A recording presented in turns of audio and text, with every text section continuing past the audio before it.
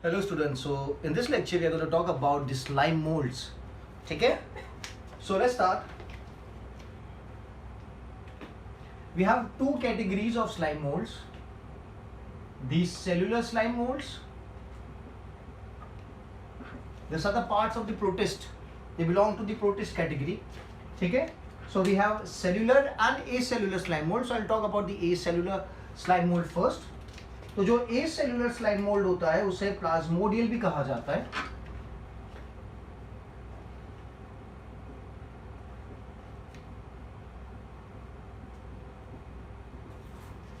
They are termed as plasmodial as well as acellular.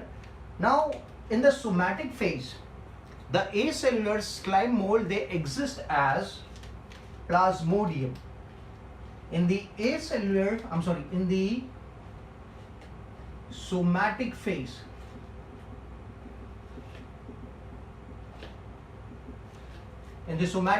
the acellular slime mold they exist as plasmodium. They appear like a mass of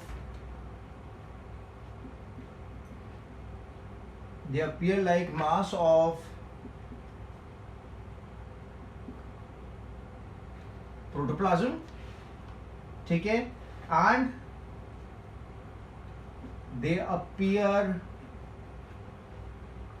multinucleated. ठीक है, and they exist in the diploid form, that is 2N. और एक characteristic available होती है एसेल्युलर form में इनके पास, that is the cell wall is absent. The cell wall is absent. ये जो कैरेक्टरिस्टिक है, this characteristic belong to whom? This belongs to a animal cell. ठीक है, मैं बात कर रहा हूं प्रोटिस्ट की. Protist are not animal cell, but ये जो कैरेक्टरिस्टिक है सेल वॉल एब्सेंट वाली, that is the animal characteristic. ठीक है, now how do they look like?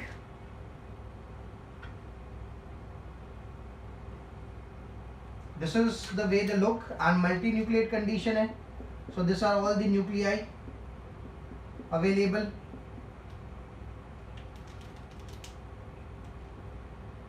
And they have a slimy secretion surrounding them.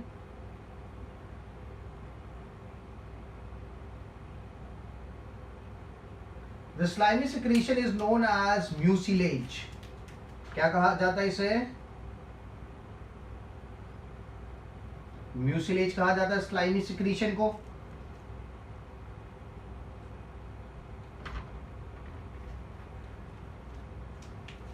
ठीक है, तो ये जो स्ट्रक्चर मैंने बनाया यहाँ पे, ये स्ट्रक्चर किसका? ये स्लाइम मोल्ड का स्ट्रक्चर है, जो एसेल्युलर स्लाइम मोल्ड की मैं बात कर रहा हूँ. Okay, and it is termed as Plasmodium.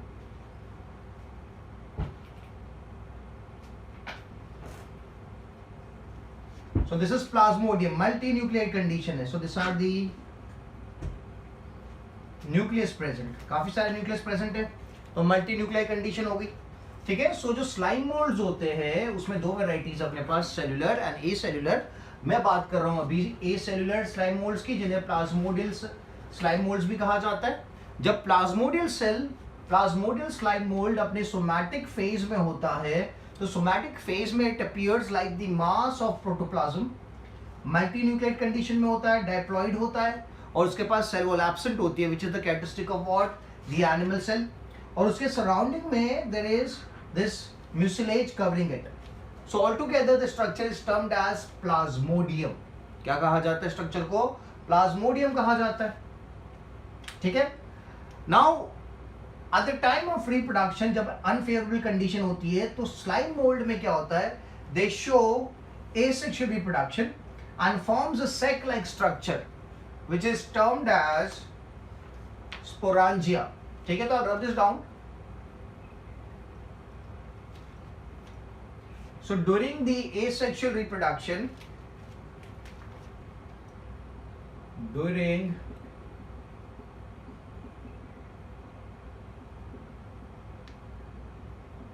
unfavorable conditions,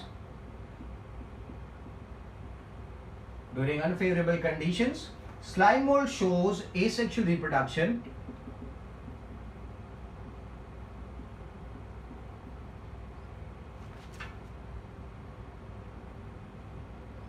asexual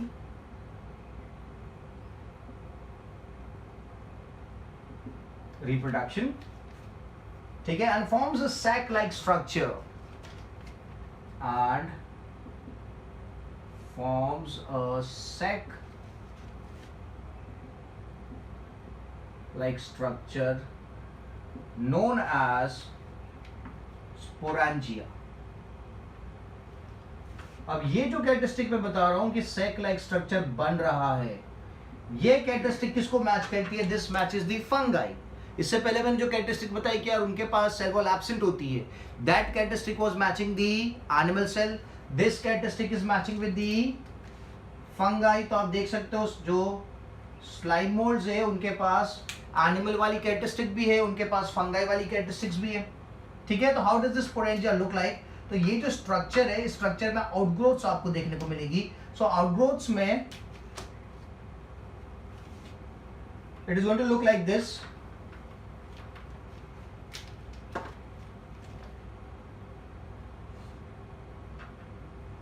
So these are the sporangia.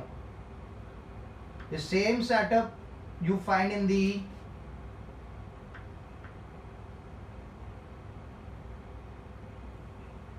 fungi.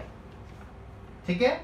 और ये क्या है? ये जो बेस पार्ट है जो मैंने अभी बताया था, this was what? This is Plasmodium. और प्लाज्मोडियम से या आउटग्रोथ निकली है, सैक-लाइक स्ट्रक्चर्स निकले. इन सैक-लाइक स्ट्रक्चर्स को क्या कहा जाता है? That termed as sporangia. ठीक है. Now what happens during the asexual reproduction? क्योंकि मैं यहाँ पे बात कर रहा हूँ during the unfavourable conditions slime mold show asexual reproduction. तो I am talking about the asexual reproduction. तो जो प्लाज्मोडियम की बॉडी है, मेन पार्ट जो है वो क्या हो जाएगा? वो मेन पार्ट डिग्रेड हो जाएगा, सिर्फ स्पोरेंजिया बचेंगे. So this structure at the time of asexual reproduction it's going to look like the main body जो प्लाज्मोडियम था वो डिग्रेड हो जाएगा और सिर्फ बचेगा क्या? there is only survival of the sporangia. सिर्फ स्पोरेंजिया बचेगा. यहां पे लिख देता है when the plasmodium is degraded.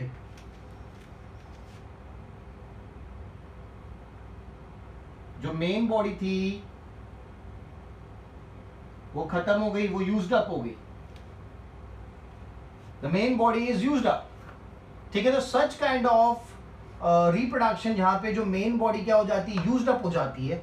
It is termed as holocarpic reproduction. It is known as holocarpic reproduction. ठीक है. So I have to rub this.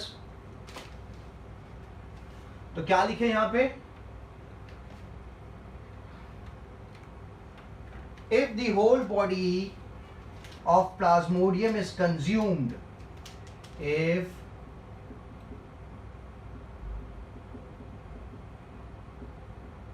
whole body of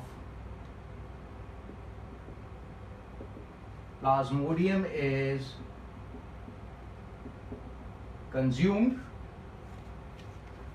such asexual reproduction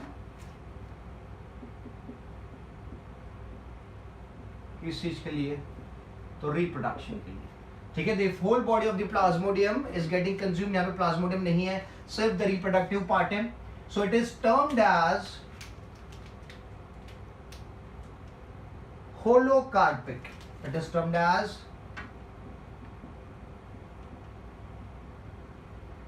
होलोकार्पिक. As you can see in this case, during the asexual reproduction, the plasmodium is getting degraded, the plasmodium is getting used up, is consumed for reproduction. ठीक है. तो it is termed as holocarpic. Plasmodium is consumed for reproduction. ठीक है. And if only a part is involved in reproduction, if only a part is involved in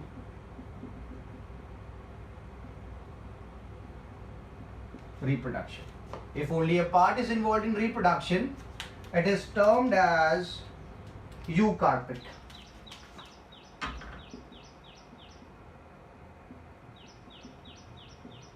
It is termed as eucarpic if only a part is involved in reproduction.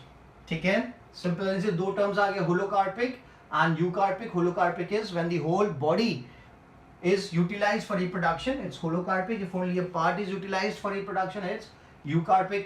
ठीक है, plus एक और चीज यहाँ पे देख रहे हो, यहाँ पे there is more than one sporangia is being formed. So if more than one sporangia is being formed, the condition is termed as polycentric condition. यहाँ पे more than one sporangia form हो रहे हैं. If more than one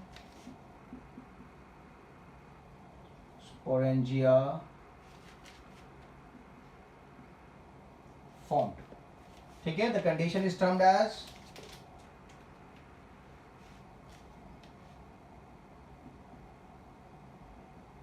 polycentric condition.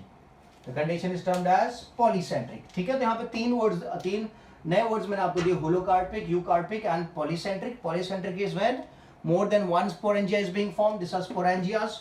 ठीक है, तो एक से ज्यादा है तो पॉलीसेंट्रिक कंडीशन है. और यहाँ पे पूरी बॉडी कंज्यूम हो जाती है रिप्रोडक्शन के लिए तो होलोकार्पिक है. अगर some part is only consume तो इट इज यूकार्पिक. ठीक है, so let's move ahead now. Let's look at the structure of the sporangia.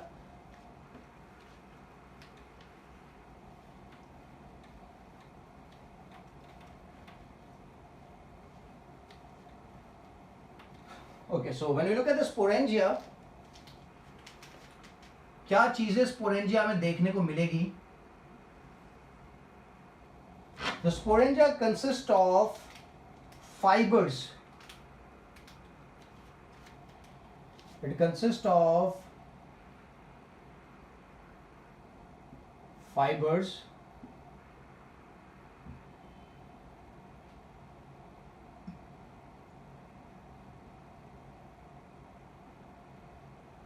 ठीक है, विच इज टर्म्ड एज कैपिलिशियम. ये जो फाइबर्स होते हैं इन्हें क्या कहा जाता है? कैपिलिशियम कहा जाता है.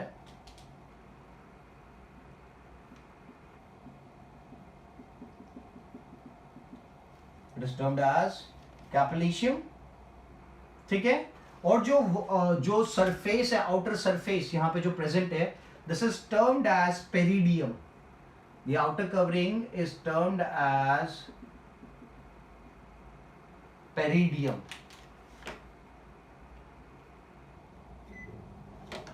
ठीक है, और फिर क्या होता है? स्पोर्स का फॉर्मेशन होता है. यहां पे this formation of spores.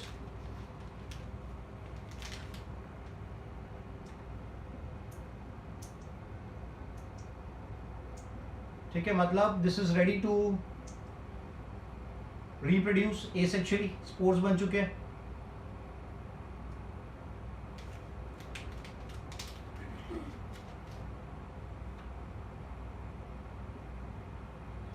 Spores formed after reductive division. ठीक है, मतलब I am talking about meiosis. Spores form because जो मेन बॉडी था वो क्या था? डिप्लॉइड था. यहाँ पे स्पोर्स जो बन रहे हैं वो रिडक्टिव डिविजन के थ्रू बन रहे हैं. मतलब स्पोर्स क्या हो गए? The spores are going to be haploid n हो गए. ठीक है, नाउ व्हाट हैपेंस इज, ये जो कैपिलिशियम है, ये जो फिलामेंट्स है, ये क्या करते थे? Start moving. So due to the movement of the capillitium there is the pressure on the peridium. क्या लिखेंगे? मूवमेंट ऑफ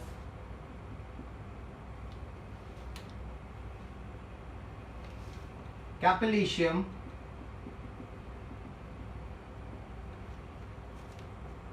creates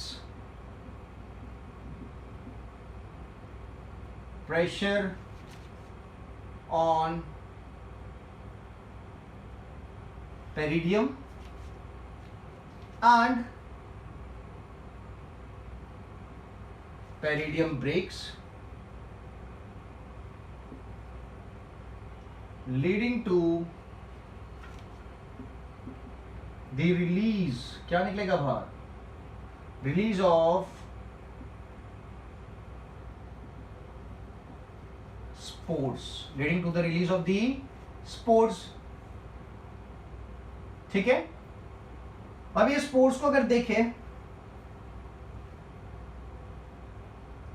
ये जो स्पोर्स होते हैं इनके पास सेल वॉल होती है। जो मैं मेन स्ट्रक्चर की बात कर रहा था, मेन स्ट्रक्चर के पास सेल वॉल नहीं थी। सो जो स्पोर होता है, स्पोर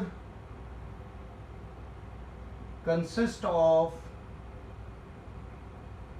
सेल वॉल, ठीक है, and the cell wall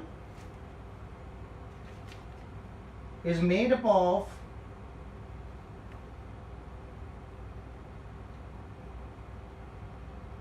cellulose. The cell wall is made up of cellulose. तो ये कैरेक्टरिस्टिक्स इसकी है. This is resembling the plants.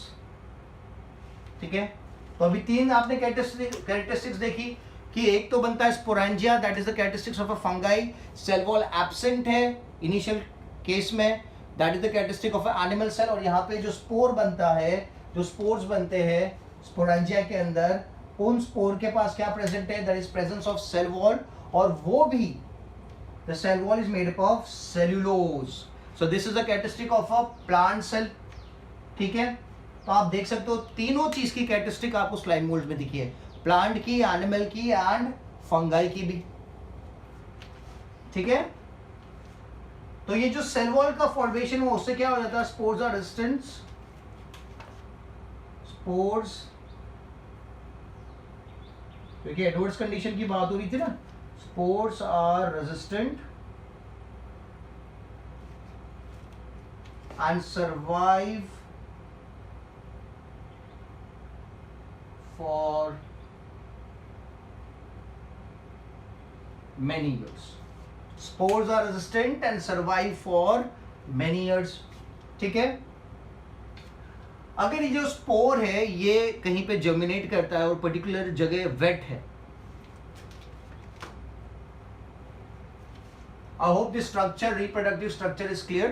This is formed during the asexual reproduction and it is known as sporangia, which is similar to the fungal cell, which is similar to the fungus actually. So due to the movement of the fibers, scapulaceum, the peridium breaks and the spores they come out. ठीक है, so now if the spores, if they germinate,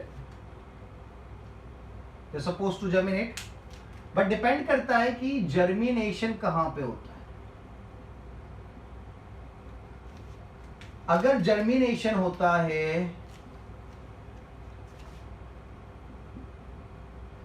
wait place पे,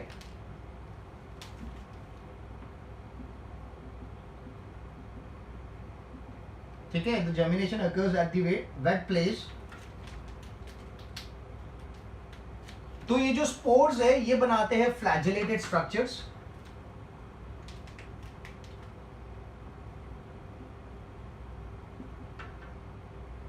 Forms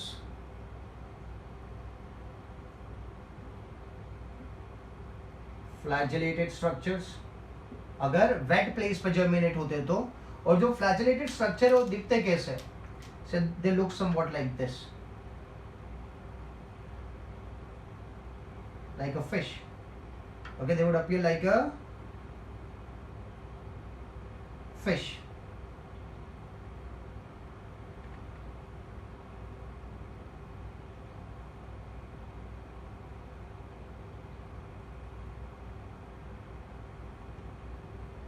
ठीक है, so these structures are termed as swarm cells. These are termed as swarm cells. ठीक है, and they are going to be what? They are going to be haploid. क्योंकि अभी आपने आगे देखा क्या हुआ, मियोसिस हुआ, रिडक्शनल डिवीजन हुआ, स्पोर्स बने. स्पोर्स क्या रहेंगे, हैप्लॉइड रहेंगे. ठीक है, spores are going to be haploid, तो ये स्ट्रक्चर भी क्या रहेगा, this is going to be haploid. So ये जो स्ट्रक्चर बना है इन्हें क्या कहा जाता है, स्वॉर्म सेल्स. अगर स्पोर जाके जर्मिनेट करता है और जगह क्या है, वेट है, गिली है, so they form what, they form flagella, flagellated structures, and these flagellated structures are termed as swarm cells and they are haploid. But if they settle at a dry condition or a dry place,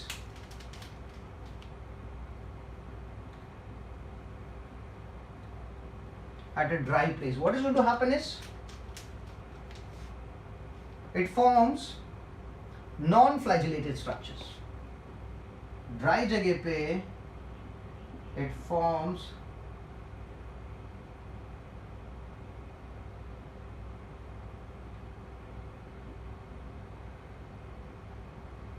flagellated structures. ठीक है, तो ये जो non flagellated structure है ये कुछ इस तरीके से दिखेंगे।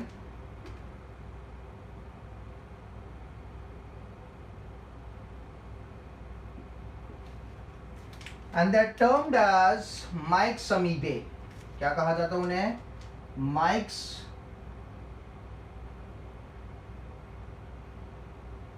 amoebae. ठीक है, Meigs amoebae and they're also haploid. Clear है? सो ये काफी इंपॉर्टेंट चीज आपको पता रहनी चाहिए कि यार ड्राई कंडीशन में Meigs amoebae का फॉर्मेशन हो रहा है और विच इज नॉन फ्लैजिलेटेड, और वेट प्लेस में क्या होगा, this formation of flagellated structure known as the swarm cells. Clear है? अब क्या होगा, फ्यूजन होगा, either this two can fuse, either this two can fuse, और फ्यूजन होने के बाद क्या बनेगा, जाइगोट बनेगा। तो स्पोर्स बन गए, स्पोर्स के बाद क्या बन गया, ये फ्लैजिलेटेड स्ट्रक्चर्स बन गए, we can also consider them as the gametes. Okay, ये गैमिट्स बन गए यहाँ पे, ठीक है, और इन गैमिट्स का क्या होगा, फ्यूजन होगा। तो यहाँ पे लिखते हैं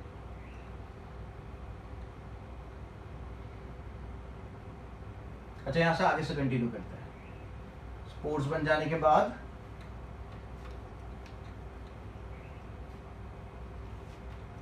fusion takes place, fusion takes place between Meigs amoebae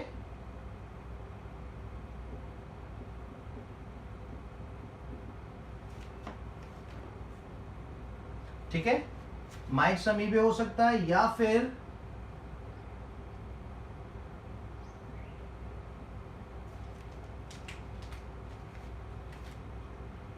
and I have to mention in between two Meigs amoebae or two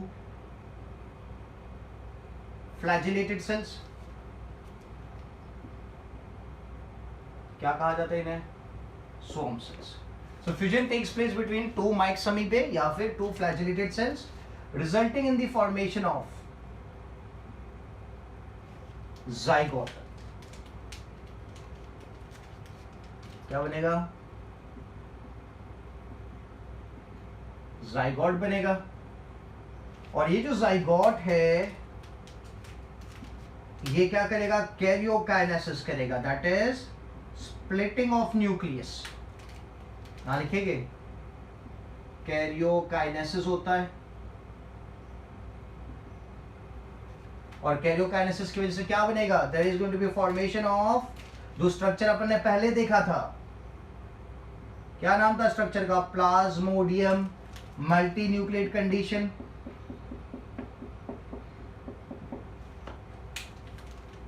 और उसके सराउंडिंग में क्या था, म्यूसिलेज था। Karyokinesis is division of nucleus.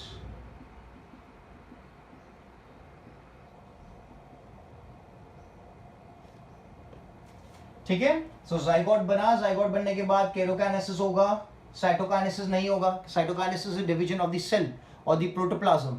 सिर्फ कैरियोकाइनेसिस होगा, जिसकी वजह से कौन सी कंडीशन क्रिएट हो जाएगी, मल्टी न्यूक्लिएट कंडीशन क्रिएट हो जाएगी। ठीक है, तो जो जो बातें अपन ने लिखी थी प्लाज्मोडियम के बारे में, मल्टी न्यूक्लिएट कंडीशन है, वो आपको यहाँ पे भी आप मेंशन कर सकते हो। तो ये क्या बन गया, this is again the formation of plasmodium. ठीक है, अब यहां पे जो गैमेट्स है, ये gametes similar in shape and size है, morphologically the gametes are similar. तो ये जो रिप्रोडक्शन है, this can be termed as isogamy. Gametes are morphologically similar.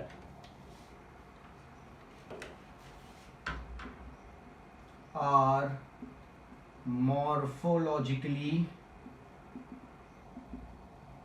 similar.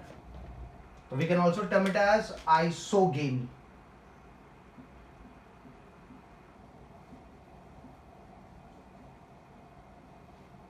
इसको आइसोगेमी बोल सकते हैं।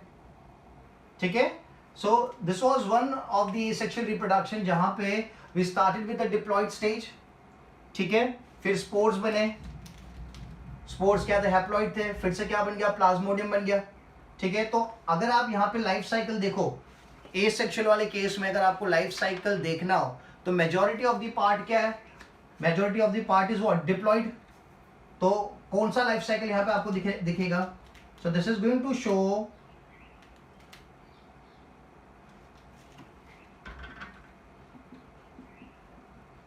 डिप्लॉन्टिक लाइफ साइकिल, है ना, क्योंकि यहाँ पे मेजॉरिटी ऑफ द पार्ट क्या है, यहाँ मेंशन कर देते अपन, मेजॉरिटी ऑफ टाइम आपको स्लाइम मोल्ड कौन सी स्टेट में दिख रहा है, डिप्लॉयड स्टेट में दिख रहा है, एक्सेप्ट स्पोर्स। स्पोर्स क्या है, हैप्लॉइड स्टेट में। तो majority of the time diploid state में है, इसलिए जो लाइफ साइकिल है आप बोल सकते हो it is a diplontic life cycle. कौन सी लाइफ साइकिल है, डिप्लॉन्टिक लाइफ साइकिल है। क्लियर है, so myxamoeba and swarm cells clear होना चाहिए। मैं सेक्सुअल रिप्रोडक्शन की बात कर रहा हूँ। Slime moulds which are the part of protist as well. दूसरा टाइप का जो स्लाइम मोल्ड मैंने आपको बताया था, I was talking about is the communal slime mould और the cellular slime mould.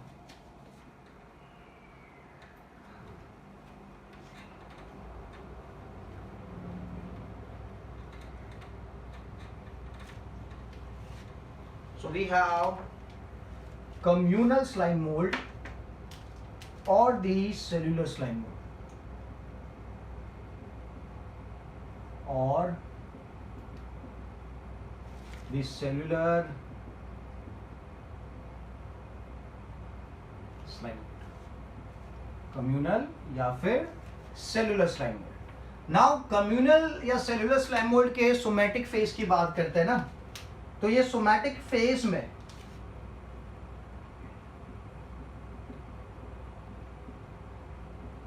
It is uninucleated,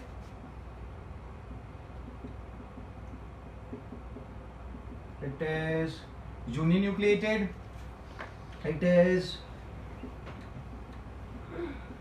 haploid, that is N, and we term it as myxamoeba। जैसे earlier वाले का नाम क्या था, प्लाज्मोडियम था, इसका नाम क्या है, myxamoeba।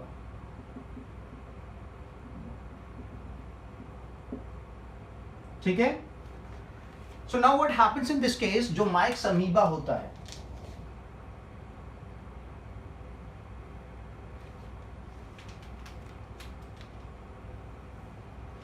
This myxamoeba undergoes cellular division। ये क्या करता है, सेलुलर डिवीजन करता है, और काफी सारे छोटे छोटे, many of them, I show the 4, 4 दिखाता हूं मैं, छोटे छोटे स्लाइम मोल्ड्स बनाता है। ठीक है, आफ्टर सेल डिवीजन।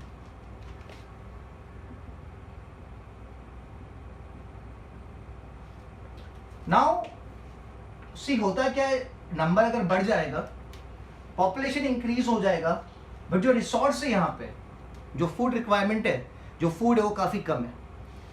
तो क्या करते हैं, ये जो स्लाइम मोल्ड्स है, दे रिलीज अ केमिकल। तो यहाँ पे एक इंपॉर्टेंट चीज मैं लिखूंगा, population increases but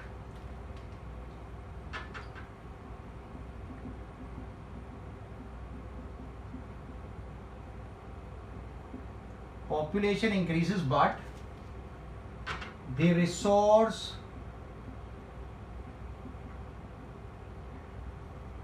is limited. Population increases but the resource is limited. So myxamoeba, so ये छोटे छोटे माइक्स अमीबा है, secrete a chemical known as CAMP, which is termed as cyclic adenosine monophosphate. Cyclic adenosine monophosphate, which is termed as cyclic adenosine monophosphate, which was earlier known as, इसका दूसरा नाम भी था earlier, it was termed as acracin. क्या कहा जाता था उसे? acracin कहा जाता था. तो ये जो सेल डिवीजन के बाद में जो माइक्स अमीबा बने हैं, ये क्या करेंगे? दे वुड सिक्रीट केमिकल्स, क्योंकि अगर पॉपुलेशन बढ़ जाएगा तो रिसोर्स की तो कमी है, रिसोर्स इज लिमिटेड. तो ये केमिकल क्या करेगा? ये जो माइक्स अमीबा अलग अलग हो चुके हैं वो सबको साथ में ले आएगा. It would help in binding. यहां पे लिखूंगा CMP और दी एक्रासीन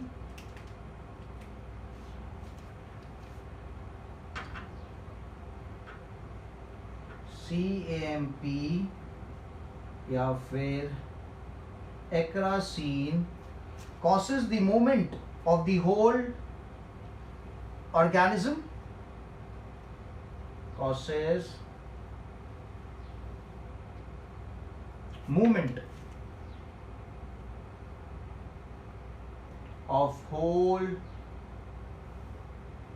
organism. ठीक है? Such kind of movement is known as chemotactic movement. इस movement को क्या कहा जाता है? Chemotactic movement. ठीक है? तो जो केमिकल रिलीज हो रहा है बाय दिस माइक्स अमीबा, ये क्या करेगा? इनको एक दूसरे के पास में लेके आएगा. ठीक है? Causes the movement of the whole organism and they would come close to each other. ठीक है? तो जब वो एक दूसरे के पास में आ जाएगा, दे वुड एग्रीगेट. अच्छा, यहाँ पे जो मूवमेंट है that is known as chemotactic movement. एक मूवमेंट आप लोअर स्टैंड्स में पढ़ चुके हो जिसे कहा जाता है chemotrophic movement. So when you come across this lecture, this topic, तो आपको क्या करना है? आपको व्हाट्सएप करके मुझे बताना है what is the difference between the chemotactic and the chemotrophic movement. ठीक है? Now they would come close to each other and they would aggregate. तो अब ये स्ट्रक्चर कैसा दिखेगा? Because of the cyclic AMP or the acracin, they would aggregate.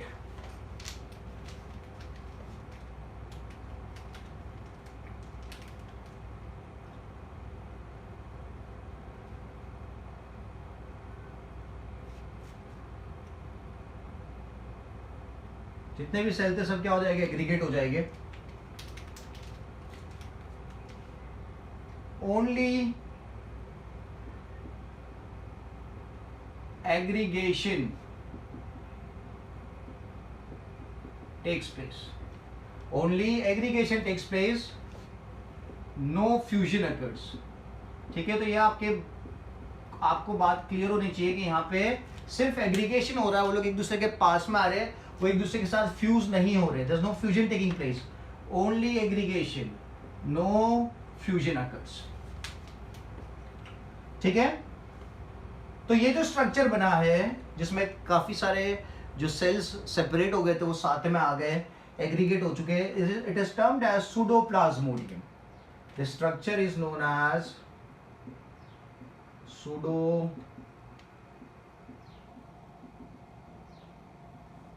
plasmodium.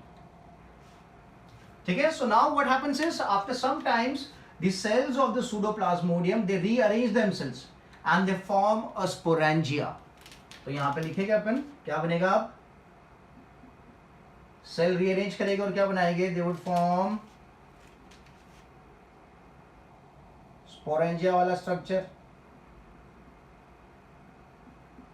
Sporangia बनाया था ना अपन आगे इस तरीके से गोल,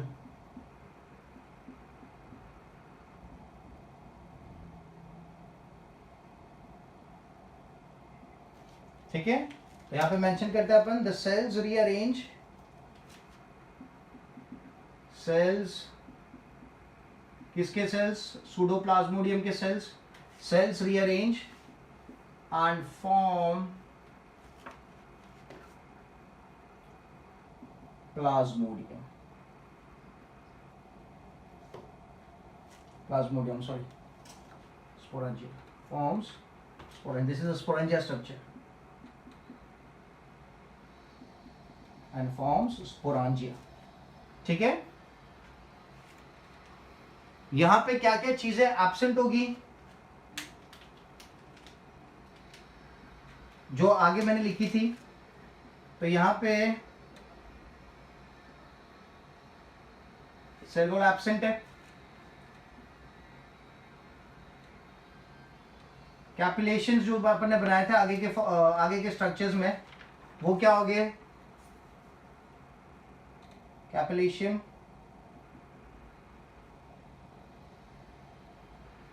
एब्सेंट है और स्पोर्स एब्सेंट है, ठीक है।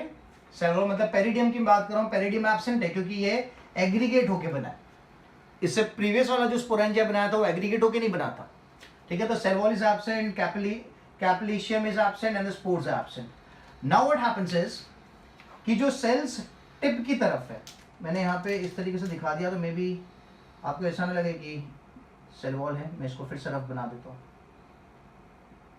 एग्रीगेट, अब एग्रीगेटेड दिख रहा है ना आपको, ठीक है। अब क्या होगा, जो सेल्स टिप के ऊपर है ना, तो ये क्या करते हैं, ये अपने सराउंडिंग में सेल वॉल का फॉर्मेशन करते हैं, the cells at the tip not the whole structure.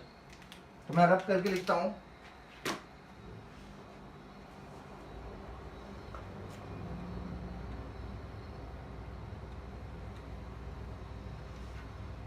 ये स्ट्रक्चर बनने के बाद क्या होगा, cells at the tip secrete wall around themselves and convert themselves into spores. Cells at the tip of sporangia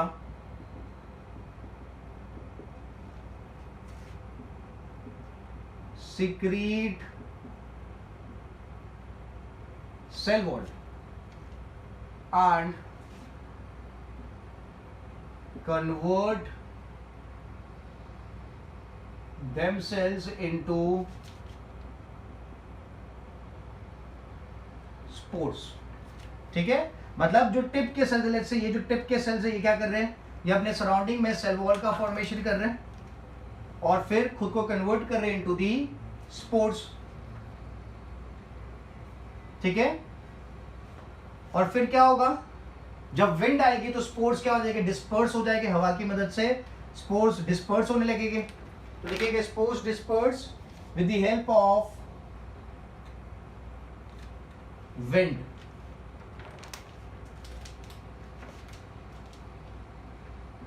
spores disperse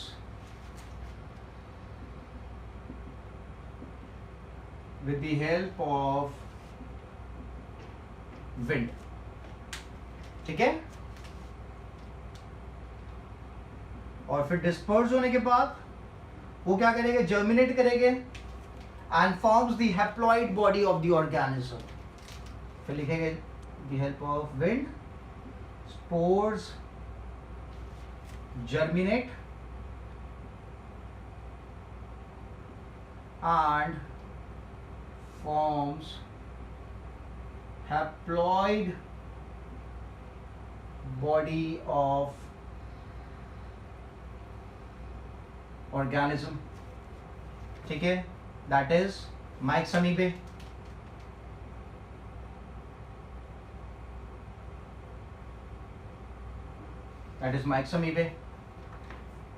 ठीक है। तो यहां पे myxamoeba हैप्लॉइड कंडीशन में बनना है, इससे पहले स्पोर्स ने क्या बनाया था, डिप्लॉयड कंडीशन का ऑर्गेनिज्म बनाया था जिसे प्लाज्मोडियम कहा गया था।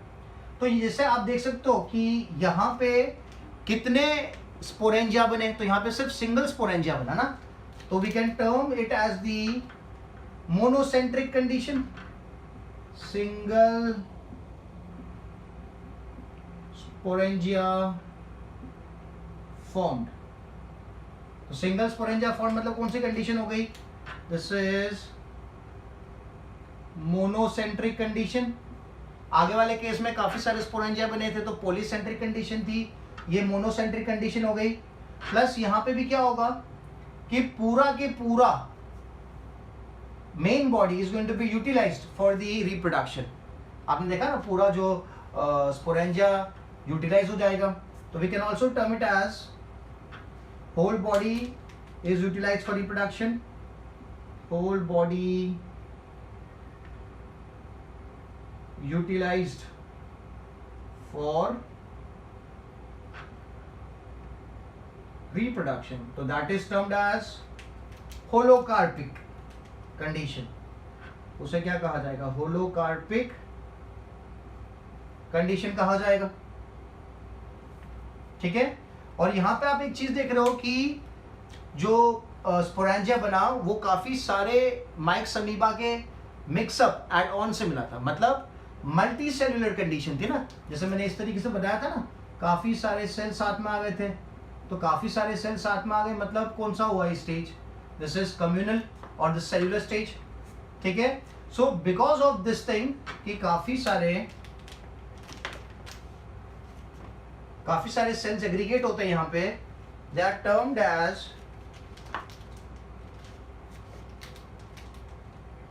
जो सेल्यूलर स्लाइम मोल्ड्स है उनमें मल्टी सेल्यूलर कंडीशन देखने को मिलती है, multi cellular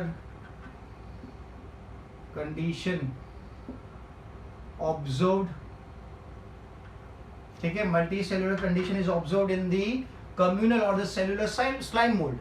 That is the reason this slime mold, the communal slime molds, are also termed as advanced protist.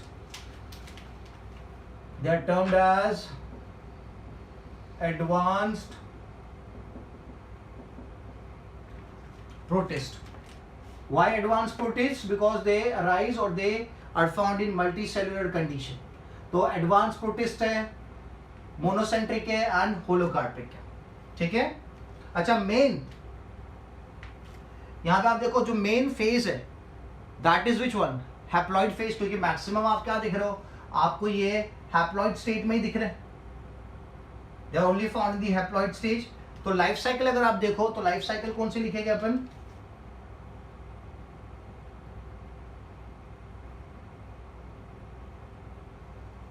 Haplontic life cycle. क्या लिखेंगे, haplontic life cycle.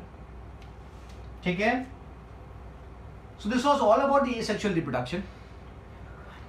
Now let's talk about the sexual reproduction. Sexual reproduction भी देख लेते हैं। सो slime moulds में जो भी mics amoeba बने थे, सो बिगर साइज के माइक्स अमीबा जो है, bigger size myxamoeba, they serve as female gametes and the smaller size they serve as the male gametes.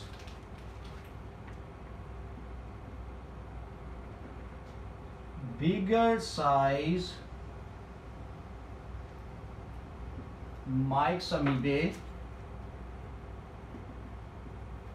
serve as female gamete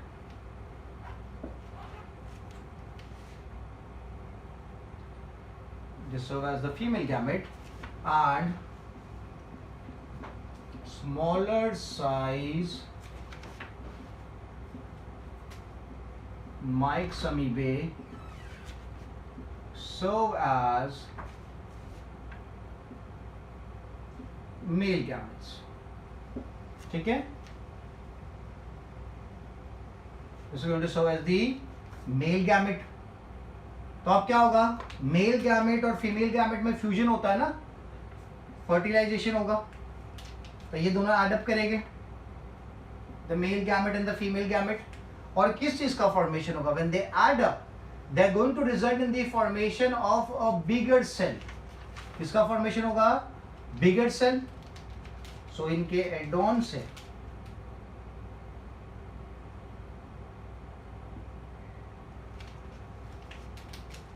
यहां पे लिखते हैं fusion takes place. Fusion takes place और जिसकी वजह से किसका फॉर्मेशन होगा? Bigger cell which is known as macrocyst. एक बड़ा सा सेल बनेगा.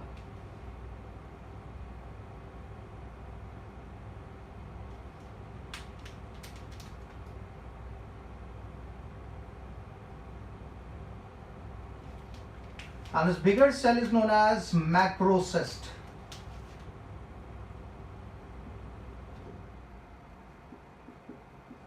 क्या कहा जाएगा? मैक्रोसिस्ट.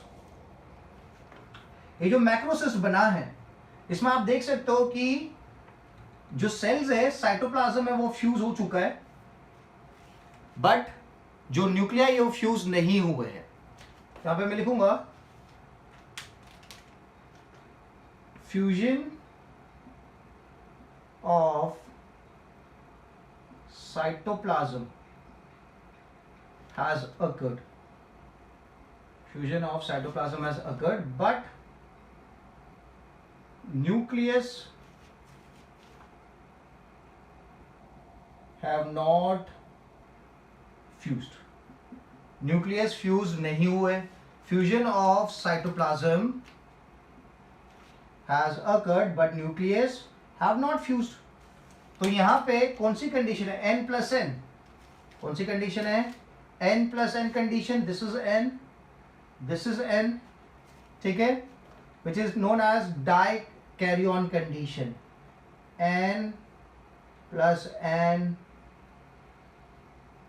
Condition which is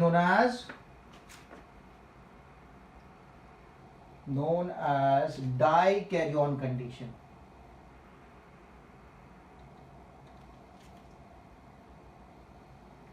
die karyotic condition भी बोल सकते हैं. ठीक है, डाई कैरियोटिक कंडीशन फ्यूजन के बाद डाई कैरियोटिक कंडीशन का फॉर्मेशन होता है मैक्रोसिस्ट के अंदर. ठीक है, फिर क्या होगा इसके बाद?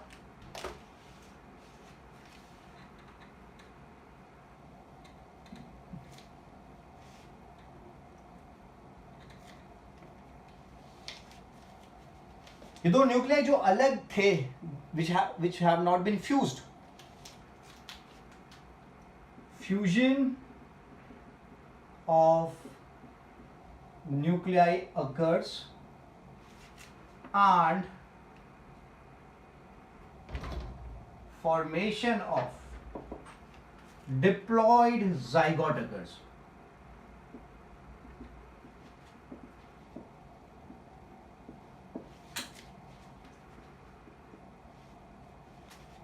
Formation of diploid zygote occurs.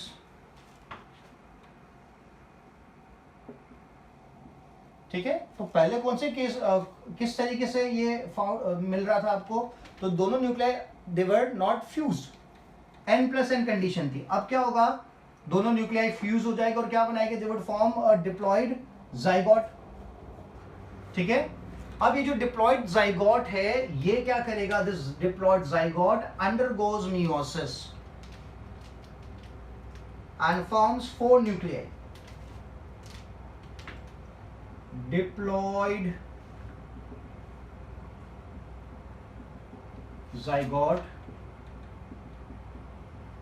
undergoes meiosis and forms 4 nuclei.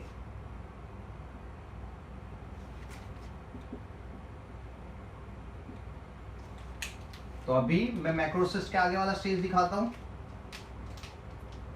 ये मैक्रोसिस्ट बनाया अपन ने. इसके अंदर क्या हो चुका है? दोनों जाइगोट पहले फ्यूज हो जाएंगे. यहां दिखाते फ्यूज वाला अपन. दोनों न्यूक्लियाई फ्यूज हो गए. तो ये n प्लस n था, तो अभी क्या हो गया? फ्यूजन के बाद दिस इज n. यहाँ लिखे, I am sorry, n plus n तो 2n. यानी कंडीशन डिप्लॉयड जाइगोट, ठीक है। अब क्या हो रहा है, ये डिप्लॉयड जाइगोट जो था it undergoes meiosis and forms 4 nuclei.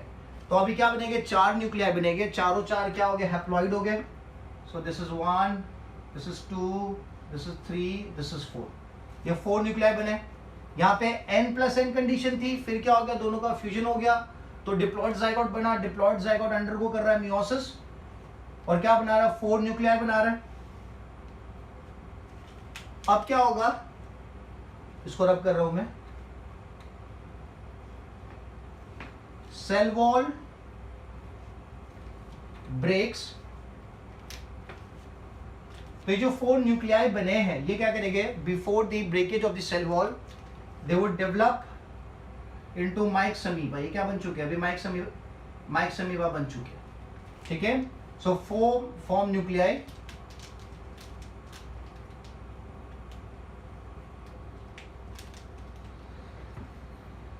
cell wall breaks and nuclei in the sense myxamoebae.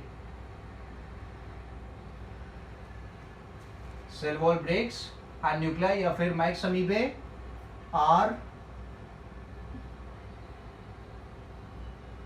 released, ठीक है। तो ये बन गया माइक्सअमीबा बन गया। सो 4 माइक्सअमीबा बनेंगे यहाँ पे। तो यहाँ पे अगर आप देखो तो जो फ्यूजन हुआ था गैमिट्स के बीच में, एक बड़ा गैमिट था, बड़ा वाला माइक्सअमीबा था जिसको आपने फीमेल बोला था, एक छोटे वाले को मेल बोला था। तो जो कंडीशन है यहाँ पे that is anisogamy, anisogamy reproduction बोल सकते हैं।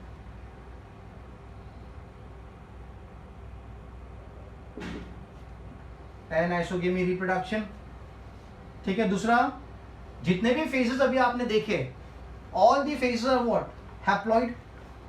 ओनली द फेज ये सिर्फ क्या था, डिप्लॉइड था, बाकी के जितने भी फेजेस क्या थे, हैप्लॉइड थे। मतलब कौन सी लाइफ साइकिल होगी यहाँ पे, so that is going to be haplontic life cycle.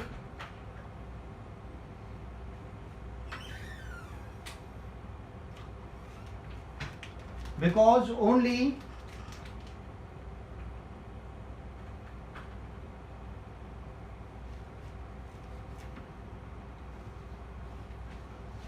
diploid zygote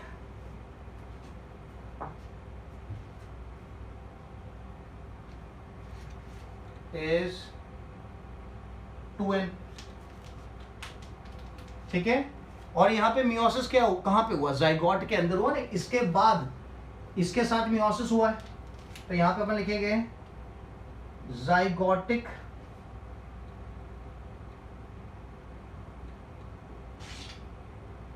meiosis occurs, zygotic meiosis occurs,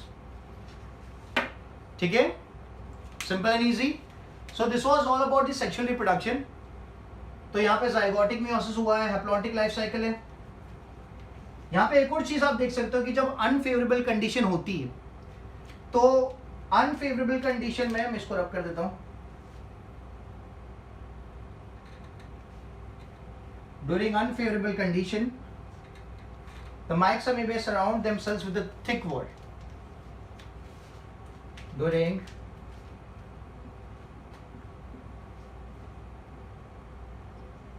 sexual reproduction की बात कर रहे हैं, अनफेवरेबल कंडीशन myxamoebae या फिर आप स्पोर बोलना चाहो, myxamoebae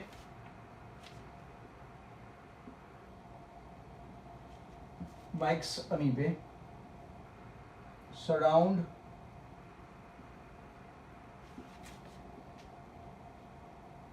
themselves with cell wall, ठीक है। तो जो स्ट्रक्चर बनता है with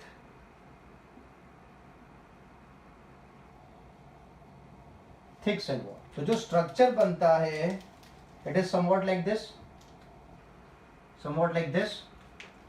and it is known as microcyst. This is known as microcyst. तो अगर आपने ध्यान दिया हो, मैंने एक स्ट्रक्चर आपको आगे बताया था जिसको अपने क्या बोला था, मैक्रोसिस्ट बोला था. क्या बोला था? मैक्रोसिस्ट बोला था. That was after the fusion of male and female gamete, मैक्रोसिस्ट का फॉर्मेशन हुआ था. यहाँ पे ये जो स्ट्रक्चर बनेगा which is smaller in size, it is termed as microcyst. ठीक है, क्लियर है? So this was the reproduction in the slime moulds. ठीक है, आपने एसेक्सुअल रिप्रोडक्शन भी देख लिया. ठीक है, जिसमें फ्लैजिलेटेड स्पोर्स बने, और आपने फ्लैजिलेटेड स्पोर्स का भी फॉर्मेशन हो रहा था जिसे आपने स्वार्म सेल्स बोला. फिर आपने दूसरे वाले को, नॉर्मल वालों को माइक्समीवा बोला. ठीक है, जिसमें फ्लैजिला नहीं था. और आपने यहाँ पे सेक्सुअल रिप्रोडक्शन भी देख लिया. ठीक है, so I will keep this much for the lecture. If you have any doubts, drop me a message. ठीक है, in the next lecture will talk about a new topic regarding the chapter. Thank you so much.